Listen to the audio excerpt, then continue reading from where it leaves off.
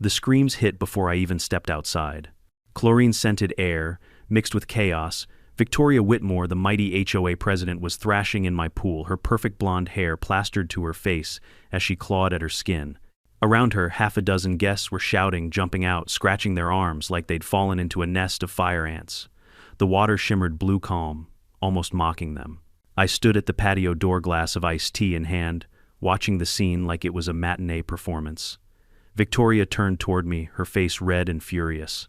"You poisoned us, Anthony. I'm calling the police." I took a slow sip, looked her straight in the eyes, and said softly, "Funny. I don't remember inviting you." Sirens began echoing down the street. Neighbors peeked from behind their fences. And as the flashing lights painted my backyard red and blue, I couldn't help but think maybe peace finally had a price. Before we dive into this wild story, drop your location and local time in the comments. And don't forget to subscribe for more HOA chaos just like this. They say every man has his version of the American dream. Mine wasn't a fancy yacht or a penthouse in the city, it was peace. A quiet backyard, a blue swimming pool that reflected the sky, and enough space to breathe after 25 years of 9-to-5 chaos. When I first moved into Maplewood Heights, the neighborhood felt like paradise. Manicured lawns, clean sidewalks, polite waves from strangers. The kind of place that made you think, finally I can relax. For the first few months, that dream held true. I'd come home from work, fire up the grill, take a dip in the pool as the sun went down and feel the tension slide off my shoulders. My backyard was my sanctuary, a small blue kingdom of silence. Then one Sunday morning, the illusion cracked. I remember stepping out with a cup of coffee, half asleep, still in my robe, and nearly dropping the mug when I saw two teenagers splashing around in my pool. A boy and a girl, maybe 16, laughing like they owned the place. My first instinct wasn't anger, it was confusion. I thought maybe they'd wandered in by mistake, maybe their ball had rolled over. But then the girl waved casually. "Morning, Mr. Lewis." Mom said, "We could swim here since it's community property." I blinked. "I'm sorry, what?" That's when I heard the voice, sharp, commanding, and dripping with self-importance. Victoria Whitmore, standing on my driveway in oversized sunglasses and a floral dress, holding a clipboard like a badge of authority. "Oh, Anthony, I'm so sorry, the kids must have misunderstood. They just thought, since we're all part of the same HOA, it's kind of shared space." She smiled wide, the kind of smile that hides teeth. "Right," I said, forcing a chuckle. "Except it's literally fenced and attached to my house." She waved her hand dismissively. "Oh, of course. I'll make sure they know next time." Next time. Those two words should have been a warning. I didn't think much of it then. I let it go, figuring it was a simple mistake. But days later, I came home from work and heard music, faint, distant, coming from the backyard. When I opened the gate, I froze. The Whitmore kids were back, along with two of their friends, floating on my inflatable flamingo and sipping sodas like they were at a resort. "Hey, Mr. L," the boy called out. "Your pool's awesome." I stared at them, speechless. "Where's your mom?" And there she was again, appearing from behind the hedge like a villain making her grand entrance. "Anthony," she said brightly. "I was just telling them to wrap it up. You know how kids are." "Victoria, I'm trying to be polite, but this is private property." Her smile thinned. "Of course. I completely understand." She didn't understand. Not at all. By the end of that week, it had turned into a routine. Every afternoon when I came home, I'd find towels draped over my chairs, wet footprints on my deck, empty snack bags floating in the skimmer. One time her husband Doug, a man who always wore golf shirts and cologne thick enough to choke a horse, was sitting by the pool with a beer in hand. "Hey neighbor," he said with a grin. "You've really got this backyard thing figured out. HOA should give you a medal." I managed a stiff smile. "Or maybe they should give you your own pool." He laughed, missing the point completely. For a while I tried subtle hints, locking the side gate, leaving polite notes, even texting Victoria reminders about respecting property boundaries. Every time she replied the same way, "Oh, Anthony, you're overreacting. We're neighbors, not strangers." But the thing about neighbors like Victoria, they feed off politeness. The more you give, the more they take. Then came the letter. It was tucked neatly into my mailbox, sealed with the HOA's blue emblem. Notice of violation, aesthetic disruption, and noise complaint. I read it twice. Then a third time because it made no sense. It said that my pool activities had caused excessive noise and visual clutter inconsistent with HOA harmony standards. The kicker. It was signed by Victoria Whitmore, president of the Maplewood Heights HOA. I almost laughed. She had weaponized the HOA against me, using my own backyard as evidence. I walked over to her house that evening. She answered with that same smug smile, pretending to be surprised. "Oh, Anthony, did you get the notice? Nothing personal, I assure you. Just standard enforcement. We all have to follow the rules, right, I said evenly. Even the ones about trespassing." Her eyes flickered just for a second, but she recovered quickly. "Oh, don't be dramatic. We're just trying to keep the neighborhood peaceful." Peaceful. That night, as I sat by the pool, the water still and silent under the porch light, I realized something important. People like Victoria don't respond to kindness. They see it as weakness. And I wasn't about to be the HOA's punching bag. So I started documenting everything. Every time her kids entered my yard, every piece of trash left behind, every noise, every trespass, every word. I had security cameras installed disguised as garden lights, a motion sensor by the gate, automatic timestamps. At first it wasn't about revenge, it was about proof. But the longer it went on, the more I realized that logic wouldn't stop, her humiliation would. The following weekend I overheard Victoria bragging to another neighbor about community gatherings at my pool. She had the audacity to say Anthony's space adds so much value to the neighborhood we practically consider it communal now. Communal. That word hit me like a slap. By the time the sun set that day, I knew I was done playing nice. I didn't shout, I didn't confront her. I just smiled and waved back like nothing was wrong. Inside, I started a different kind of project. I gathered my footage, organized dates, and filed a private incident log. But deep down, something else was brewing, not just frustration, but creativity. If Victoria wanted to turn my backyard into a public pool, I'd make sure her next visit was one she'd never forget. I cleaned the water that night, replaced the filters, checked the chlorine levels. Everything perfect, nothing suspicious. Because revenge, I've learned, doesn't always need to be loud. Sometimes it's quiet, patient, and perfectly timed. And when I caught sight of Victoria across the fence the next morning watering her roses with that smug grin, I raised my coffee cup and nodded politely. She smiled back, thinking she'd won. She had no idea. By the next week, my backyard wasn't mine anymore. It had become some kind of unofficial neighborhood attraction.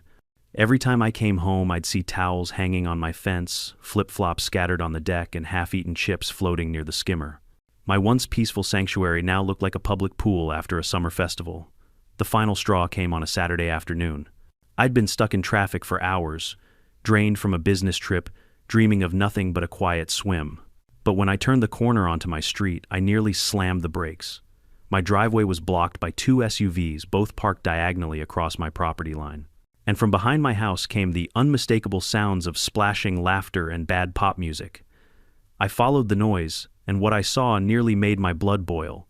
There were at least 20 people in my backyard. Victoria was lounging on one of my deck chairs, sipping a margarita. Her husband Doug was grilling burgers on my barbecue. Kids I didn't even recognize were cannonballing into my pool, screaming like banshees. I just stood there at the gate, frozen. I think one of them even waved at me like I was the guest. "Hey, Anthony," Victoria called out, her voice dripping with fake cheer. "Hope you don't mind, the kids wanted to have a little fun while the weather's nice. We'll clean up when we're done." I clenched my jaw so tight it hurt. "Victoria," I said slowly, "you're on my property." "Again," she waved lazily. "Oh, relax, we're all neighbors. What's the harm? You've got such a big heart and such a big pool." For a second I thought about losing it, about shouting, throwing everyone out, calling the police. But instead I took a deep breath.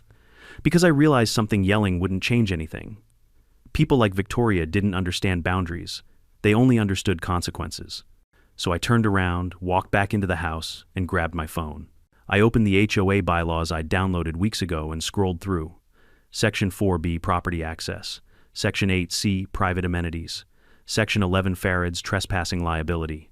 I started taking notes, smiling to myself as I sipped water from the fridge. While they partied, I recorded everything from the music volume to the number of guests. The security cameras captured every angle, every face, every beer can they left behind. When the sun started setting, I stepped outside again. The crowd was thinning out the music, finally fading. Victoria gave me that rehearsed, sugary smile. "See, we kept it under control this time." "Sure," I said, keeping my voice calm. "Just remember what you said." She tilted her head. "What did I say that you'd clean up when you're done?" Her smile faltered. By the time they left, my pool looked like a swamp. Floating chips, soggy napkins, beer cans on the grass, and wet footprints leading right to my porch. That night I didn't sleep. I sat at my computer, editing the footage. Every trespass labeled, every timestamp clear. I wasn't angry anymore, I was methodical. I knew now that she'd crossed a line she couldn't talk her way out of. But Victoria wasn't done yet. 3 days later, I received another HOA notice in the mail. This one claimed I was creating visual disharmony by having excessive pool activity visible from neighboring homes.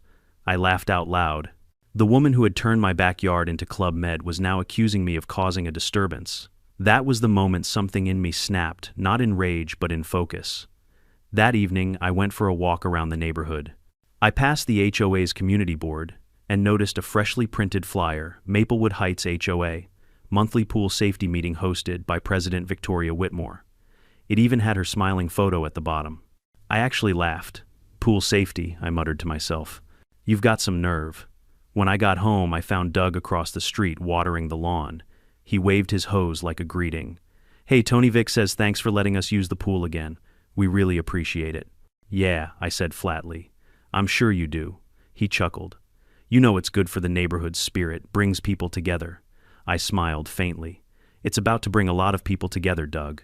Just not the way you think. That night I went into my shed and checked my security setup, the cameras, the motion detectors, everything. It was all in place. But that's when another idea crept in. A different kind of solution. I wasn't going to shout. I wasn't going to sue. I was going to teach. I opened my laptop and typed into the search bar itch powder pool harmless prank. I'd heard of it before. A harmless but devilishly effective powder that caused mild skin irritation, especially in water. It wasn't toxic. It wasn't permanent. It just made people itch like crazy. Perfect. I ordered a few packets, the kind used in college pranks, and waited. During those few days, I played the part of the polite neighbor. I waved at Victoria. I complimented her roses. I even offered her leftover pool cleaning supplies. She thought she'd won. But I was counting down the days. The package arrived Thursday morning. Plain brown box. Discreet. Inside were 3 small bags of fine white powder, looked like sugar, felt like victory. Saturday afternoon, the weather turned perfect, sunny, calm, not a cloud in sight, and right on schedule, Victoria's yard exploded with activity. Tables, chairs, speakers, coolers. She was hosting another community pool event. My pool, of course. At 6 a.m., before the chaos began, I stepped outside with a coffee mug and my little brown box. The neighborhood was still asleep. I walked to the pool, sprinkled the powder gently into the water, and turned on the filter jets. It dissolved instantly invisible. Then, I went back inside, made breakfast, and waited. Around noon, I heard the familiar sounds, laughter, doors, slamming, splashes, music. I peeked through the blinds. There they were again. Victoria, Doug, and half the neighborhood lounging like royalty. For the next 10 minutes, everything seemed normal. Then came the first scream. A woman shouted, "Something's biting me." Another yelled, "My arms, they're on fire." Kids started crying, adults splashing toward the edges, scratching furiously.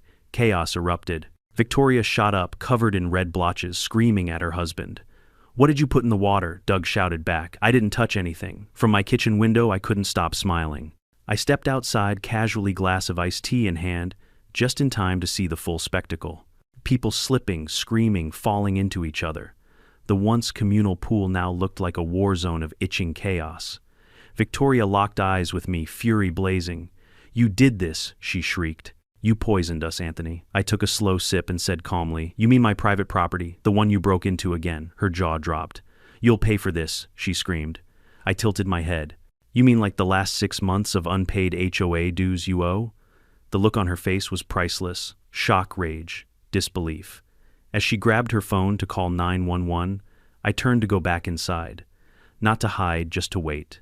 Because I knew what was coming next. The sound of sirens was already faint in the distance, and for the first time since I'd moved to Maplewood Heights, I actually felt relaxed. Because finally the fun part was about to begin. When the sirens finally faded into the neighborhood, I was already sitting in my patio chair, legs crossed, watching the mayhem unfold like a movie.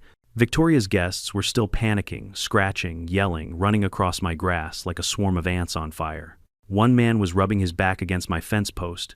Another was screaming into a garden hose, trying to wash off the chemical burn. I took a slow sip of my drink. Ice clinked softly. It was almost poetic, all that chaos echoing off the calm surface of the pool. The police arrived in record time, 2 cruisers' lights flashing red and blue across the blue water. Officers jumped out, scanning the scene with that look that says, "What the hell did we just walk into?" Victoria stormed toward them, her hair a tangled mess, her expensive sundress soaked through. "Officers, she shouted, voice trembling between outrage and hysteria. He poisoned us. He put something in that water. She pointed at me as if she'd just caught a serial killer. I stayed perfectly still in my chair, glass of iced tea still in hand. Good afternoon, officers, I said calmly. You might want to ask them why they were in my backyard in the first place. One of the officers, a tall man with a weary face, frowned. Sir, is this your property? Yes, I said, handing him a printed copy of my deed conveniently kept in a folder by the patio door. Everything inside this fence line is private. You can check the address. Victoria's voice rose an octave. Don't listen to him. He's lying. He's been hostile for months. I'm the HOA president. We have rights to shared amenities. The officer's brow furrowed. Shared amenities. She gestured wildly at my pool. The water is visible from other homes. It counts as a community visual space. He can't legally keep it to himself. The officer blinked slowly, clearly trying to process what he'd just heard. Then he turned back to me. You got that on camera, sir, I smiled. Every second, I led him to my tablet and pulled up the security feed. 4 different camera angles clear as day.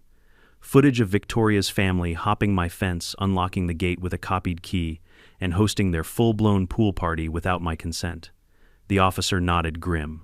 Well, that's pretty straightforward. Victoria's face went pale. You can't just. She stopped mid-sentence when the second officer approached, radioing in the situation. Dispatch, confirming trespassing on private property. Multiple parties involved. Her friends began to scatter barefoot, embarrassed, clutching towels like fugitives. Her husband Doug tried to speak up. Officer, I think this is all a misunderstanding. But then one of the guests, a red-faced man, scratching his arm, blurted out, Man, my skin's on fire. He put something in that water. The officer turned to me again. Sir, did you put anything chemical in the pool? I nodded calmly. Chlorine, yes. Standard maintenance levels, same as every Saturday morning. You can test it if you like. He radioed for a test kit. Within 10 minutes, the results came back. No harmful substances detected. Just normal chlorine and trace minerals. The silence that followed was delicious. Victoria stood there trembling with anger, her face a mix of disbelief and humiliation. You planned this, she spat. I shrugged. You planned the party. I just kept the cameras rolling. Her eyes burned holes through me. You think you're clever. You won't get away with this. I smiled faintly. I already have. That was when she lost it. Before anyone could react, she lunged forward and punched me in the shoulder. It wasn't much of a hit, more of a flailing slap really, but it was enough. The tall officer grabbed her by the wrist and pulled her back. Ma'am, that's assault, he said firmly. Calm down or you'll be placed under arrest. He's the criminal, she screamed, twisting in his grip. He's poisoning the community. The second officer moved in, cuffing her hands behind her back. Doug stood frozen, looking helpless. One of the kids started crying. Ma'am, the officer said as he read her rights, you're being detained for trespassing and assault. The crowd had gathered by now curious neighbors peeking from driveways and windows. A few whispered, others recorded on their phones. I leaned against the fence watching it all play out. For months, Victoria had humiliated me, sending HOA warnings, twisting the rules, and turning my own home into her playground. And now in front of everyone she was being escorted to a patrol car in handcuffs, barefoot dripping, wet covered in red blotches. I'll admit it, I smiled. Maybe I even enjoyed it. The officer looked at me once more.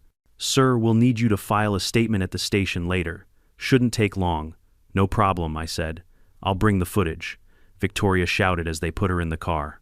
You'll regret this. You'll regret it, Anthony. I raised my glass to her. Already regretted letting you swim. The door slammed and the cruiser drove off.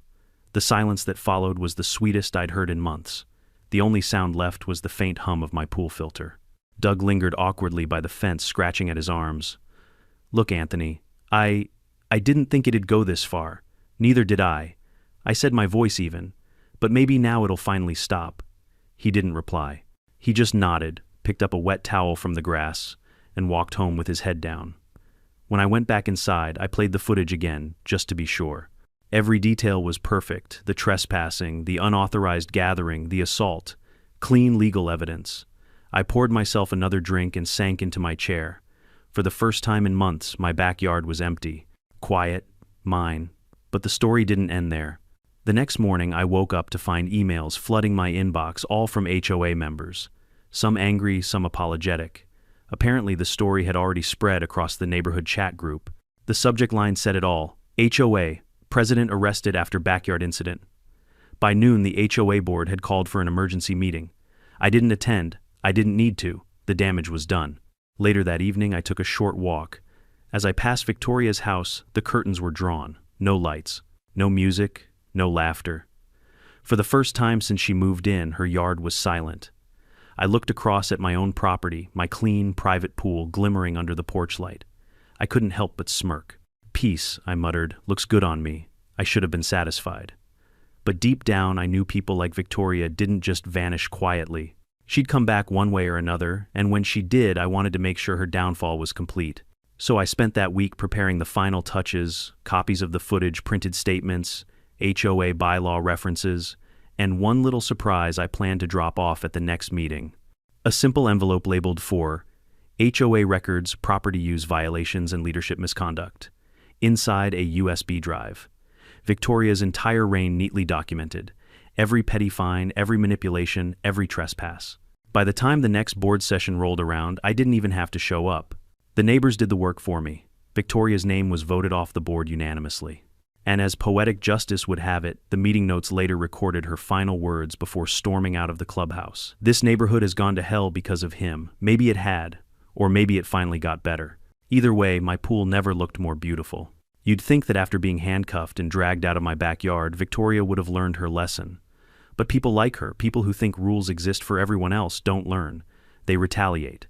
The very next morning, I found a note taped to my mailbox. Printed bold font, no signature, but I didn't need one. "Pending HOA investigation for property hazards and misuse of pool chemicals. Cease use until further notice." It was stamped with the HOA logo and clearly written on Victoria's old letterhead. The woman had been fired from her position less than 12 hours earlier, yet here she was still trying to pull the strings. I laughed out loud, crumpled the letter, and tossed it into the trash. It didn't take long for the neighborhood gossip mill to catch fire. People were texting, whispering, sharing memes. Someone even made a gif of Victoria being escorted to the police car with the caption, "HOA justice served." And I'll admit, that made me grin. But underneath the satisfaction, a small part of me was waiting for the other shoe to drop. Victoria wasn't just petty, she was vindictive. Sure enough, 3 days later she returned. It was a bright Wednesday afternoon. I was trimming the hedge when her silver SUV pulled up across the street. She stepped out wearing a wide-brimmed hat, huge sunglasses, and an expression so fake it could have been painted on. Doug followed behind, dragging a box of files like some exhausted servant. She strutted up to the edge of my driveway, voice dripping with fake civility. "Anthony," she began, "I came to apologize for the misunderstanding." I raised an eyebrow. "Is that what we're calling trespassing and assault now?" Her smile didn't waver. Things got out of hand. The HOA board overreacted. I'm sure once they see reason, they'll reinstate me. But I wanted to clear the air with you first. I folded my arms. "You mean before your lawyer calls mine?" Her jaw tightened, but she forced a laugh. "You're clever, Anthony. But I know what you did. That powder, whatever it was, you're lucky nobody's suing you." I gave a slow nod. "You're right. I am lucky. The police test results said the pool was clean. So, unless your guests were allergic to justice, I think we're good." Her lips twitched. She wanted to scream but couldn't afford to. Instead, she gave me a cold, polite smile. "Enjoy your little victory. It won't last."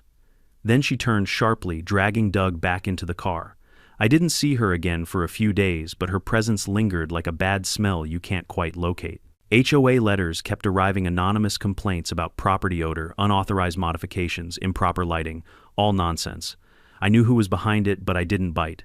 Let her waste her ink. I had better plans. See, revenge wasn't just about payback. It was about elegance. And after months of humiliation, I wanted poetic justice, the kind that leaves a mark. So I decided to make my pool famous. One evening, while scrolling through my laptop, I found a local event service website that rented out private spaces for small parties and photo shoots. They were always looking for scenic locations, gardens, patios, even stylish backyards. I sent in a few photos of my pool-polished tiles, string lights, glimmering blue water under the sunset, and within a week I had 4 bookings. Small groups, all legitimate, all paying. By Saturday, my backyard wasn't just private again, it was profitable. And as fate would have it, the very first booking happened on the same day. Victoria's disciplinary hearing with the HOA board took place. That morning the air was crisp, the sun bright, and the neighborhood unusually quiet.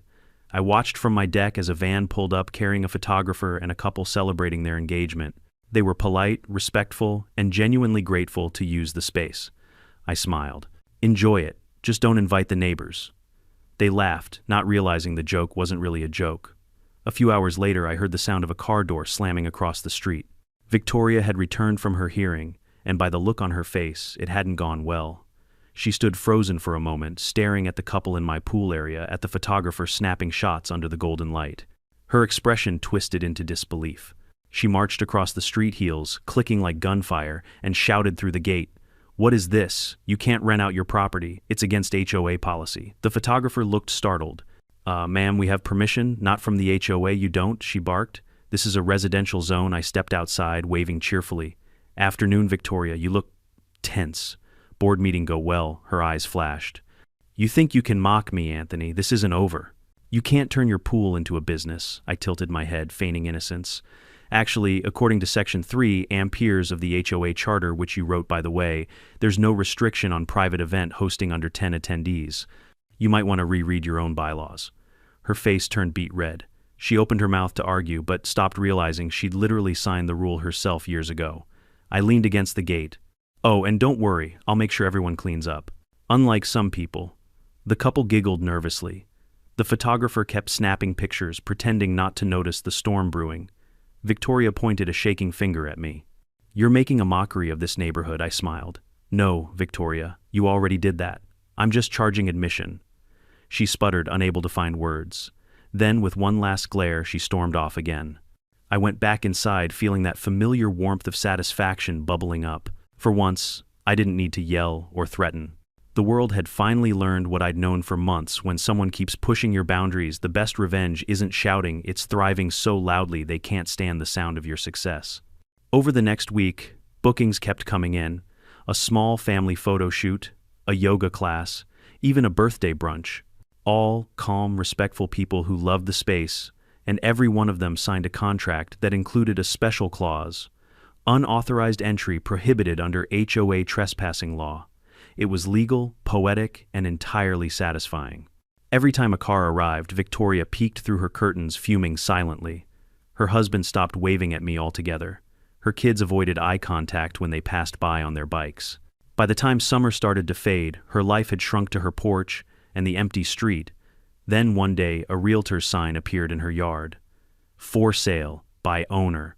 I almost couldn't believe it. But the gossip confirmed it. After losing her HOA position and facing multiple fines for misuse of authority, Victoria was drowning in debt. Her pride wouldn't let her stay where everyone knew her downfall. The last time I saw her, she was loading boxes into her SUV. She caught me watching from my porch. For a long second, our eyes met, hers full of bitterness, mine calm and amused. She didn't say a word. She just slammed the car door and drove away. As her taillights disappeared down Maplewood Drive, I finally exhaled. The quiet I'd wanted from the start had returned, only this time it came with the satisfying aftertaste of justice. I looked out over my pool, the water glimmering beneath the sunset. Peace, real peace. And maybe a little bit of victory. Still, I couldn't resist one last act of closure. That night, I replaced the old wooden sign by the pool gate with a new one. Simple black letters on white metal: private property. Members only. Underneath in smaller print, I added just 4 words. No Karens allowed. The morning after the photo shoot incident, I woke up to the sound of knocking on my door, sharp, rhythmic, and official. The kind of knock that tells you this isn't the pizza guy. When I opened it, 2 uniformed police officers were standing on my porch. One of them, the tall officer from the itch powder day, gave me a polite nod. "Mr. Lewis," he said evenly, "we received a report about ongoing disturbances related to your property." "Do you have a moment to talk?" I sighed. "Let me guess who filed it." The shorter officer checked his notepad. Mrs. Victoria Whitmore. Of course. I invited them in, offered coffee, and showed them the paperwork: my pool rental contracts, the HOA bylaws, even the police report from Victoria's trespassing and assault case. Both officers flipped through the pages quietly. The tall one finally said, "To be honest, sir, it looks like you're doing everything by the book." "That's the goal," I said, smiling. "Though I'm guessing she's not thrilled about it." He smirked. "You'd be right about that." Before they left, he added, "Just between us, she's been to the station twice this week trying to reopen her case. She claims you used a chemical warfare substance." I chuckled. "Tell her to take it up with the pool filter." They laughed, thanked me, and left. I thought that would be the end of it. But with Victoria, nothing ever ends cleanly. By the afternoon, she was back, this time in full HOA battle mode. Clipboard, Sunglasses. That tight, aggressive smile that promised chaos. I was lounging by the pool, enjoying the rare quiet when she stormed through the open gate. "Anthony," she barked, "we need to talk about your business operations." I set down my book, pretending to look surprised. "You mean my backyard?" She ignored the sarcasm. "You are in violation of HOA zoning regulations. Hosting public events is illegal without prior authorization." "Not according to Section 3 amperes," I said evenly, quoting her own bylaw word for word. 10 guests or fewer. Private events only. I even make them sign a clause that says, no HOA liability. Her jaw tightened. "Don't play games. You're mocking this neighborhood." I leaned forward. "No, Victoria. I'm just using the same rules you spent years using against everyone else." For a moment she was silent. Then she snapped. "You think you're some kind of hero," she hissed. "You've turned this street into a circus. Everyone's talking about you. About me. You humiliated me." I met her glare calmly. "You humiliated yourself." I just hit record. That did it. She lunged forward, and before I could react, her hand slapped my cheek. Not hard enough to knock me down, but sharp enough to sting. I froze. So did she. For a split second, her face flickered between rage and regret. Then she doubled down. "You deserve that," she spat. "You've poisoned this place." Unfortunately for her, she just committed the dumbest mistake possible. Because the tall officer, yes, the same one, happened to be standing right outside my fence. He'd come back to return one of my documents that I'd accidentally left in his car. Talk about timing. He saw everything. "Ma'am," he said, stepping forward, voice stern, "put your hands where I can see them." Victoria spun around, startled. "Oh, officer." "This isn't he provoked me. I watched the whole thing," he said. "That's assault." Her eyes widened. "You can't arrest me for turn around, ma'am." When he cuffed her again, I didn't even bother hiding my smile this time. The irony was too perfect. Doug came running across the street, face pale. "Victoria, what are you doing?" She hit me, I said simply. Doug groaned, covering his face. "God, Vic." The officer read her rights as the neighbors began to gather again. It was déjà vu, the flashing lights, the whispers, the phones recording behind curtains. And there she was, the queen of HOA, once again being escorted to the back of a police car. This time she didn't scream or argue. She just stared at me through the window, pure hatred burning behind those expensive sunglasses. When the car drove off, the officer turned back to me. "I think that's the last time you'll have to deal with her." "I've heard that before," I said dryly. He chuckled. "Fair point. But between us, the DA's office is looking into her misuse of HOA funds. Someone sent them a flash drive full of evidence."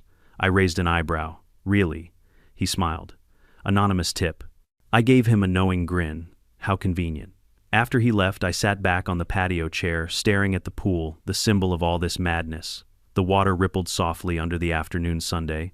It looked peaceful again, mine again. But I couldn't shake one thought: this wasn't just about a pool.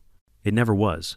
It was about people like Victoria, people who think community means control, who hide behind authority to bully others. And finally she'd met someone who wouldn't bow. The next few days were quiet, unnervingly so. No more HOA letters, no footsteps on my deck, no music bleeding through the hedges. It was like the whole neighborhood had exhaled at once. Then one morning, I found another note, but this one was different. Handwritten, shaky, and surprisingly humble. "Anthony, I'm leaving Maplewood Heights. I wanted to tell you I never hated you. I just hated losing control. Take care of your pool. It's a beautiful thing. Victoria." I read it twice, then folded it carefully and set it on my counter. Later that afternoon, I watched her SUV pull out of the driveway for the last time. There was no fanfare, no audience, just the faint hum of the engine and the final squeal of tires as she turned the corner. Doug stayed behind a few days to handle the sale. When he came by to drop off a set of HOA documents, he looked lighter, exhausted but free. "She was a hurricane, man," he said quietly. "And I just stood in the middle of it for too long." I nodded. "You're not the first person she's dragged into the storm." He gave me a small, grateful smile. "You know, despite everything, she respected you." "She never admitted it, but she did." I laughed softly. "That's one way to put it." He handed me a small envelope. "From the HOA board. I think you'll want to see this." Inside was a letter of appreciation, a formal thank you for providing evidence that led to uncovering financial mismanagement under Victoria's presidency. They'd found thousands of dollars in miscellaneous expenses that traced back to her personal accounts. They called it embezzlement. I called it karma. That night, I stood on my deck again, glass in hand, watching the water glisten under the lights. The reflection of the moon shimmered across the surface, calm and steady. No shouting, no trespassing, no chaos. Just peace, the one thing I'd wanted all along. And as I leaned against the railing, I muttered to myself, all that trouble, just because someone couldn't take a no. Then I smiled, remembering her note, the part about control. People like Victoria never understand that control isn't power, peace is. The next morning, I added one last finishing touch to my backyard. A small wooden sign right next to the pool gate. In neat hand-painted letters it read, "Private pool, keep out. Especially you, Victoria." My friends got a good laugh when they saw it. And for once I laughed too, the deep, genuine kind that comes only after you've won a long, exhausting battle. I didn't know it then, but that laugh would echo through Maplewood Heights for years. People would tell the story of the man who fought the HOA tyrant and won, not with rage, not with violence, but with patience, wit, and a little creativity. And somewhere out there I hoped Victoria saw it too. Maybe, just maybe, she'd finally learn what boundaries really meant. It's funny how silence can feel louder than noise. For months, my neighborhood had been a battlefield echoing with complaints, gossip, and the endless sound of Victoria's voice. But after she left Maplewood, Heights became eerily quiet. No more HOA letters, no more confrontations, no more fake smiles from behind clipped hedges. Just bird's wind and the soft hum of my pool filter the soundtrack of peace. At first, the calm felt almost unreal. Every time I stepped outside, I half expected her SUV to appear again, or her voice to ring out from across the fence. "Anthony, we need to talk about your pool maintenance schedule," but she was gone.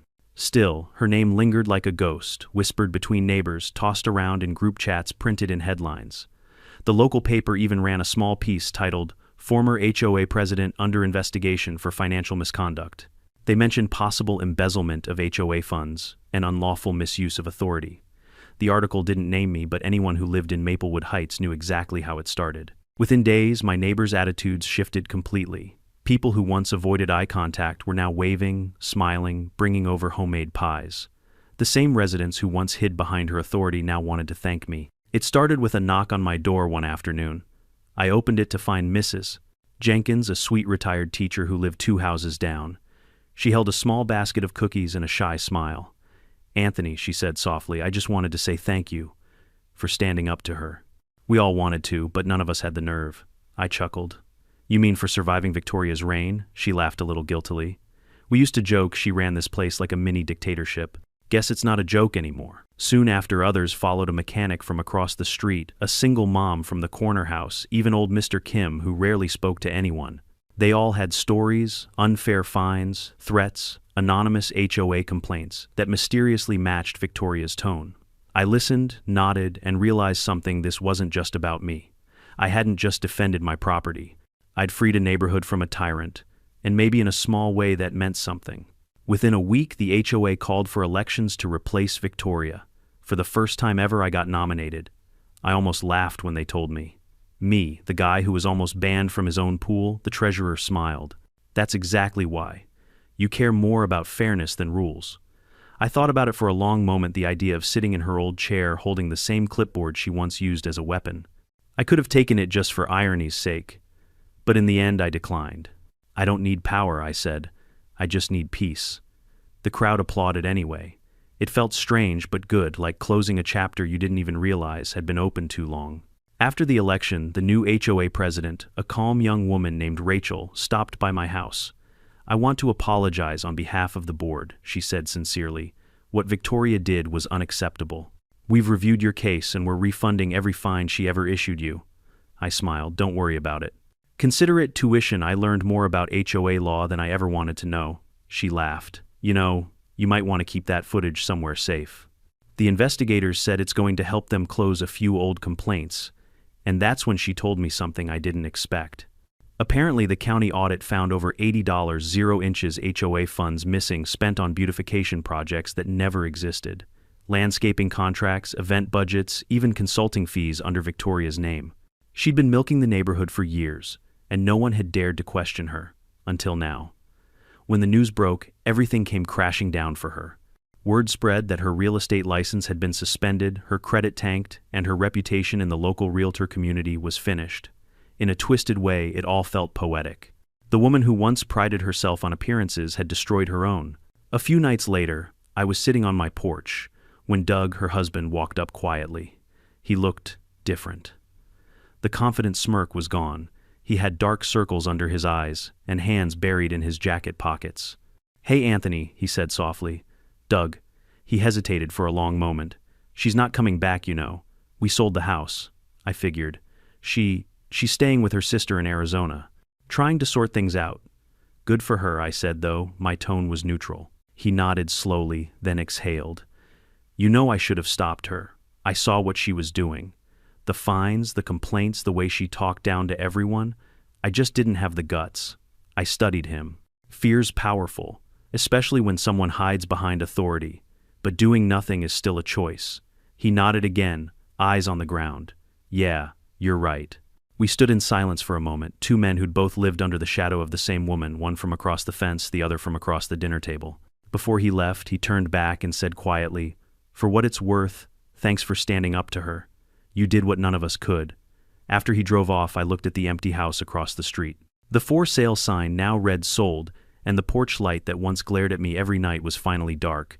That was the moment it hit me the war was over. I leaned back, closed my eyes, and let the quiet sink in.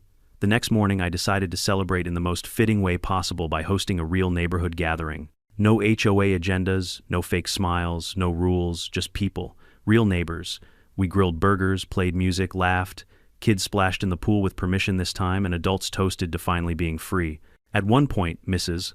Jenkins raised her glass and shouted, "To Anthony, the man who ended the HOA tyranny." Everyone cheered. I laughed, embarrassed, but touched. To common sense, I shouted back. May it never go out of style. The sound of laughter filled the air, honest, unforced. It was the first real community moment Maplewood Heights had seen in years. As the sun dipped below the horizon, painting the water orange and gold, I realized something simple but profound. Peace isn't the absence of conflict. It's the result of standing your ground even when it's uncomfortable. Victoria had built her kingdom on control.